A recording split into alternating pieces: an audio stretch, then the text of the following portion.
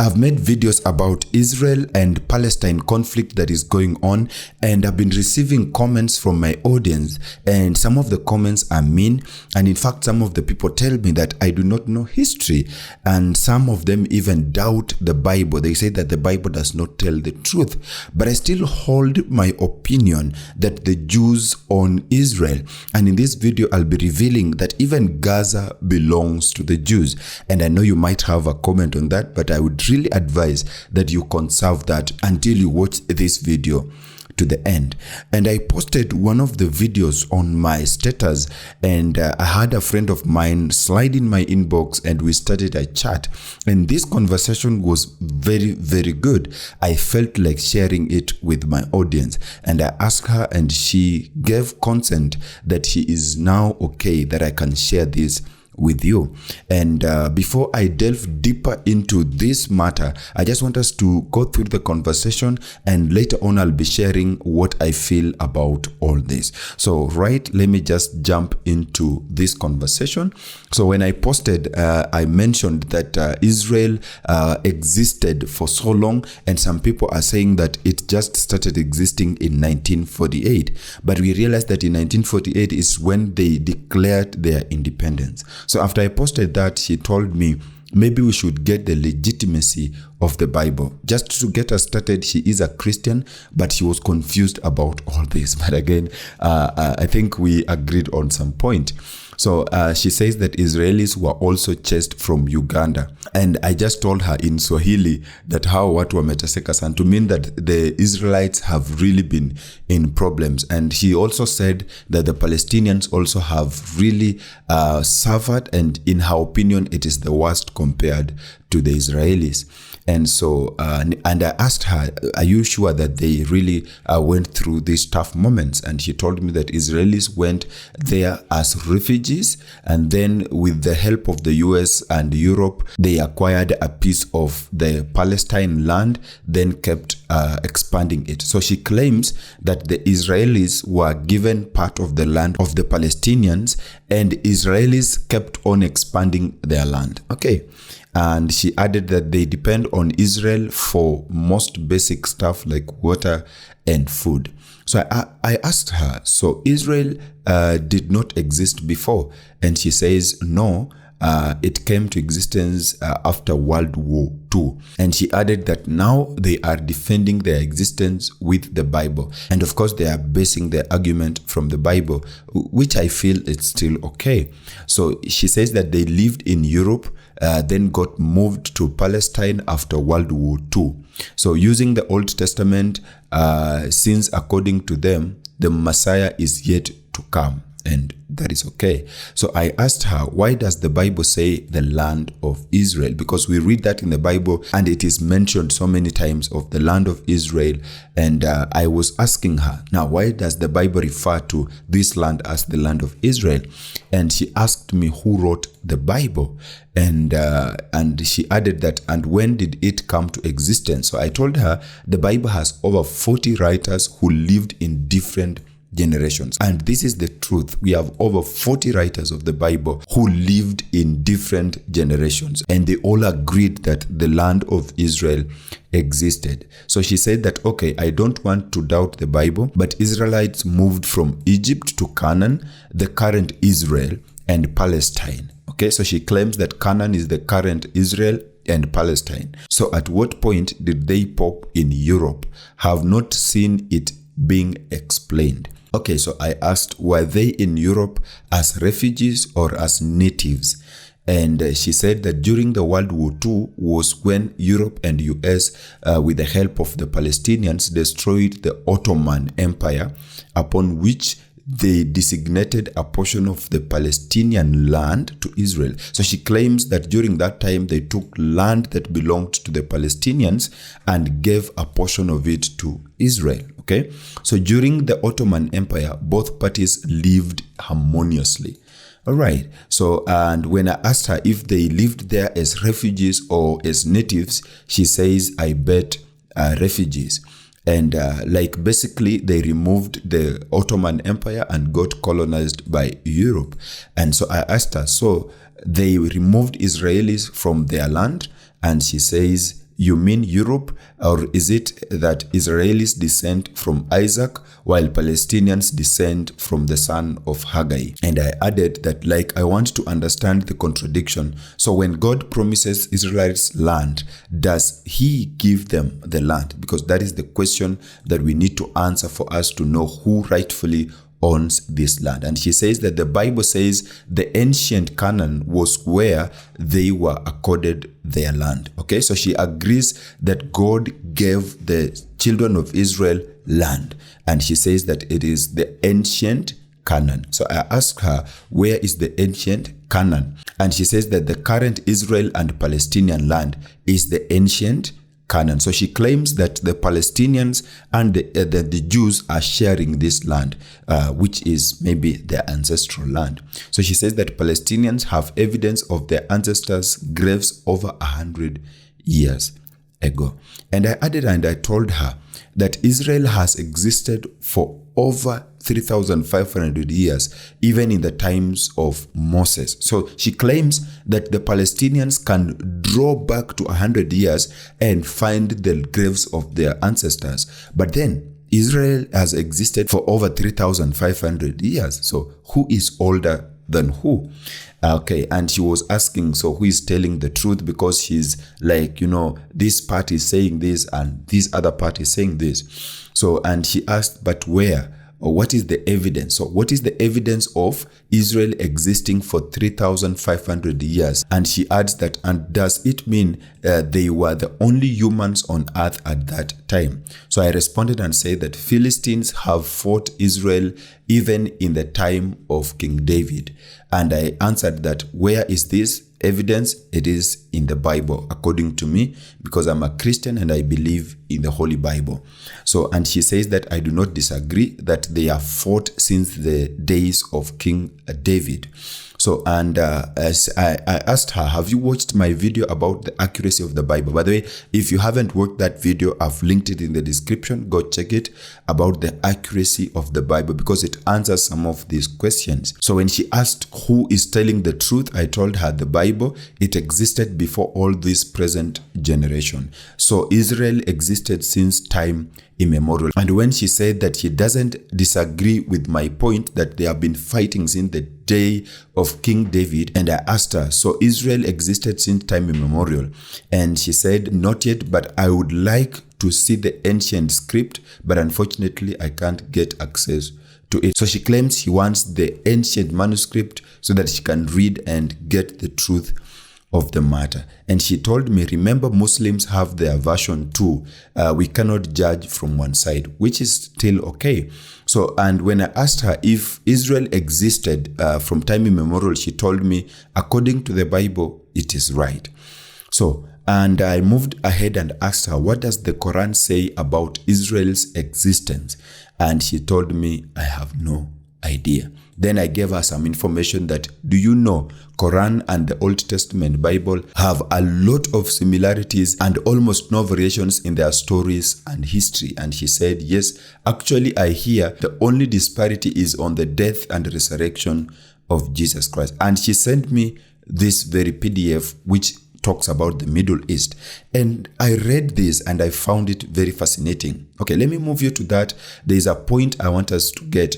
So according to Muhammad al-Hussein liberal stance, he says that among these scholars in British-based Imam Sheikh Muhammad al-Husseini, who asserts that early Muslim intellectuals recognized that Israel belonged to the Jews. So you find that in the early days, these Muslims agreed that the land of Israel belonged to the Jews. So this is not my writing. It is a study done by the Muslims, and they agree that they recognize this land belongs to the Jews. And you will find very clearly that traditional commentators from the 8th and 9th century onwards have uniformly interpreted the Quran to say explicitly that Eretz Yisrael in Hebrew, which means the land of Israel, has been given by God to the Jewish people as a perpetual covenant. And there is no Islamic counterclaim to the land anywhere in the traditional corpus of commentary. So you find that this part agrees that this land originally belonged to the Jews. Now we move down here. They are giving a passage from the Quran, that is Quran 5:21, in which Moses declares, "O my people, enter the holy land which God has prescribed for you, and turn not back in your traces to turn about losers." So you find from this passage that they agree, the Quran agrees, that this land has been given to the people of Israel by God himself. Now, there's a point he makes down here. Let me read it to you. But that is not the end of the story. Ibn Kathir then says that the Jews declined, rebelled, and defiled his order and were punished for 40 years by being lost, wandering in the land, uncertainly of where they should go. Now, this is now when Moses told them, now you need to move into the promised land. And here they are saying that the Jews declined, they rebelled, and they defiled. And by the way, Israel has been taken as a house that is rebellious. That is written even in the prophecies of Isaiah. And this point is true, that when they declined and they rebelled against God, now he punished them for 40 years where they were lost. And during this time, they moved away, okay? They were wondering where to settle. And by that time, you find that now these Muslims and these Palestinians were now taking possession of the land. And he moves further and talks of Jacob and his children when they moved to the household of Egypt during the time of Prophet Joseph. This was during hunger, when they were facing famine in the land of Israel, and they moved to Egypt for food. And here it records that his offspring remained in Egypt until their exodus with Moses. So when they were there, they stayed there for a very long time. And when they were staying there, these Palestinians came in their land and took possession of the land.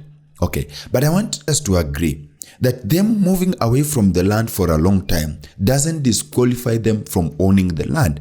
And the Palestinians coming and taking possession of the land that was left by these Jews doesn't mean that they rightfully own the land. So from this script, we find that even Islam itself accepts that this land originally belonged to the Jews. Okay, I don't want to read the whole of this very script, but if you want it, you can comment. I can send it on your email. You can read it, and I know that it's going to enlighten you on some of these things. For those of you who say that I do not know history, at least I have something to give to you.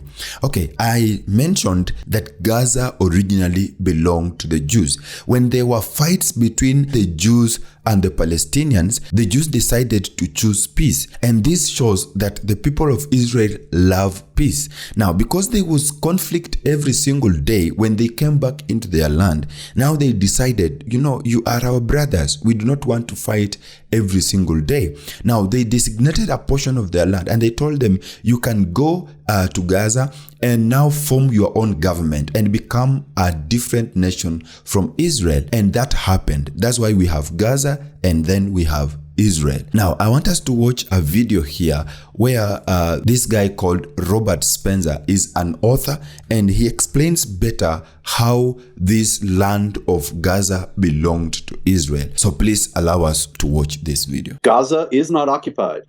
It's not occupied physically. There were Israelis there, but they all left in 2005, and the whole idea of their leaving was to bring about peace by ending any occupation. And so there has been no Israeli presence there since 2005. Now, Mark Lamont Hill says, nonetheless, even after they left, they have been oppressing the Palestinians, and it's an open-air prison. Now, why is it difficult for Palestinians to pass from Gaza into Israel? Because many of them, when they get into Israel, have started killing people. Now, unfortunately, when you don't know who's going to kill people and who isn't, you have to have checkpoints and search the people who are trying to come in. That is what the open-air prison is all about, that he's talking about. It's also interesting to note that Egypt has a border with Gaza, and Egypt just closed it. Is Egypt an apartheid state that hates Muslims? Egypt is just concerned about its national security, and Egypt knows, as well as Israel knows, that Gaza is full of jihadis, and they don't want them in Egypt any more than they want them in Israel. And so the fact that the border is closed does not make it an open-air prison. It makes it a recognition of the reality of jihad activity in Gaza. Also, from a legal standpoint, occupied territory suggests that somebody else owns the land. Who owns Gaza? Now, if you ask Mark Lamont Hill, I imagine that he would say the Palestinians. It ought to be a Palestinian state, and the West Bank as well. Now, and actually, since he got fired from CNN for saying from the river to the sea, Palestine would be free, he probably thinks that all of Israel is occupied territory. But there was never a Palestinian state. There was never a Palestinian kingdom, republic, empire, anything you want to name. There was never a political entity that was Palestine. And then people sometimes have said, when I say this, wait a minute, in the 1939 World Book Encyclopedia, there's a flag of Palestine. Yeah, but it's a Star of David. And that's 9 years before the founding of the State of Israel. Palestine was the name of a region. It was the name given to Judea, which means land of the Jews, by the Romans in 134 AD when they expelled the Jews from the area. Many of the Jews didn't leave, and there has always been a Jewish presence in the land. But the last owner of the land was the Ottoman Empire. The Ottoman Empire fell shortly after World War I. Before it fell, just as it was falling, the Ottoman Empire actually ceded legal authority over that land, Gaza and the rest of Israel and the Holy Land, the whole thing, the West Bank, the whole thing, to the League of Nations, which was the precursor to the United Nations. The League of Nations gave it to Britain as part of what was called the Mandate for Palestine. The Mandate for Palestine was a specific directive to the British to create a Jewish national home in this land. What was the land that was set aside for the Jewish national home? All of what is today Jordan and all of what is today Israel and the West Bank and Gaza. The British immediately gave the whole eastern part to the Arabs, and that's Jordan. But they set aside the rest for the Jewish national home. So what does that mean? Israel is the Jewish national home. The only country in the world that actually has a legal claim to the land of Gaza is Israel. Now, Egypt occupied Gaza from 1948 to 1967, and that's another interesting thing. You didn't hear a word about occupation then, and that's because this is really a religious conflict, and it's all about hating Jews and all about not wanting to recognize Jewish authority over Muslims, because the Muslims, as Hassan al-Banna, the founder of the Muslim Brotherhood, said, Islam must dominate and not be dominated. And so they didn't mind when Egypt was occupying, and nobody talked about occupied territory, even though that was an actual occupation. Nobody minded, and nobody talked about Palestinian rights. The Palestinians, as a matter of fact, are not mentioned in the history of the world until the 1960s. There were no Palestinians. When Israel declared its independence in 1948, they were the Arabs of the local area. The Palestinian nationality was created in the 1960s as a rhetorical weapon against Israel. And it's worked very well. But the fact is, the non-anger of Egypt while Gaza was under its occupation for 19 years is an indication that this is really all about Islam and the Jews. And the Egypt being Muslim, there was no problem about occupation while Egypt was in Gaza. Okay, so from this video, we realize that Palestine did not exist until in 1960s. And you realize that Palestine was a name given to Judea, which meant the Jewish people. And so if we can say that we have the rightful owners of Gaza, then we say that it is the Jews who originally owned that land. So if you follow history, you realize that these people just came in existence in 1960s when they were freed from the slavery of the Egyptians. And by that time, by the way, no one spoke about them being occupied. But then when it comes to Jews, because of the hatred that is going on, you realize everyone is saying, the Jews are occupying their land and all that. But then we realize that this land originally belonged to the Jews. And as I said earlier on, the Jews have no problem with the Muslims. In fact, the Prime Minister of Israel, Benjamin Netanyahu, said that he is willing to allow these Muslims to live in their land, only that they cannot claim that this is their ancestral land, but they are allowed to live within the land. They are allowed to do business within their land. They are allowed to move in and out whenever they want. Okay, now that we are Christians, we want to also see, does this really mean that the Old Testament prophecies are coming to pass? In my opinion, I say that this is a sign that the end time prophecies are coming to pass. And so I watched a video on TikTok. I would like to share it with you so that you can also find this information and know how this revelation is getting along. So I was listening to Pastor Eric, and he was explaining the end time prophecies and how they are relating to all this. So please allow me to share this video with you, and I'll be reacting on it if need be. You know, the Bible prophesies that there will be a 1,000,000-man army come from the east. That speaks of China. And that the Euphrates River will dry up so that this army can pass over into Israel. Did you know in the last few years something supernatural has taken place and the Euphrates River has dried up? Don't take my word, go home and Google it. You will see that unexplainedly the Euphrates River that has flowed forever has dried up, fulfilling biblical prophecy. What about Ezekiel 38? Ezekiel 38 talks about two countries, Gog and Magog. The Bible, before it was even in existence, prophesied Russia. Gog and Magog represents Russia and Iran. And it says at one point there will be a war break out around Israel, and Russia's enemies, Gog and Magog, will surround Israel from the north and from the south. Now it's interesting that in the last few months, Russia has entered into a treaty with Iran, just like the Bible prophesied. Iran is funding two terrorist groups, Hamas and Hezbollah. Hezbollah is in the north of Israel. Hamas is in the south of Israel. Right now, Hamas is trying to convince Hezbollah, let's attack Israel together. We've got a chance right now. That would be the fulfillment of Ezekiel 38 of when these enemies surround Israel. You say, what happens? Well, the Bible says that God will supernaturally step in and he will defend Israel and he will defeat all their enemies. Do you realize we could be watching that happen on our TVs right now? Right now. The question is, will the rapture take place before this or just after? What we know is after God defends it, there will be a man that will rise up and he will bring peace to the Jewish people. He's the Antichrist. That's how close we are to seeing biblical prophecy fulfilled right before our eyes. So I would ask you what my dad asked. If your heart were to stop, or if the trump of God were to sound, would you be ready to stand before God? Okay, so from this video, we realize that Pastor Eric explains these end time prophecies, and he suggests that in one way or the other, these prophecies are coming to pass.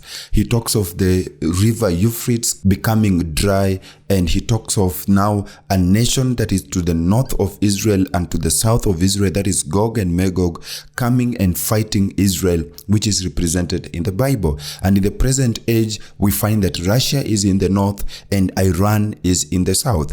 And in a previous video that I made, I talked of how Russia and Iran are working together. Iran sells weapons to Russia to fight Ukraine, and you find that these two countries are agreeing on these fights that are going on. And so you realize that even Iran is sponsoring Hamas, and that is in the public. In fact, the leader of Hamas came out clearly and said, we are being sponsored by Iran.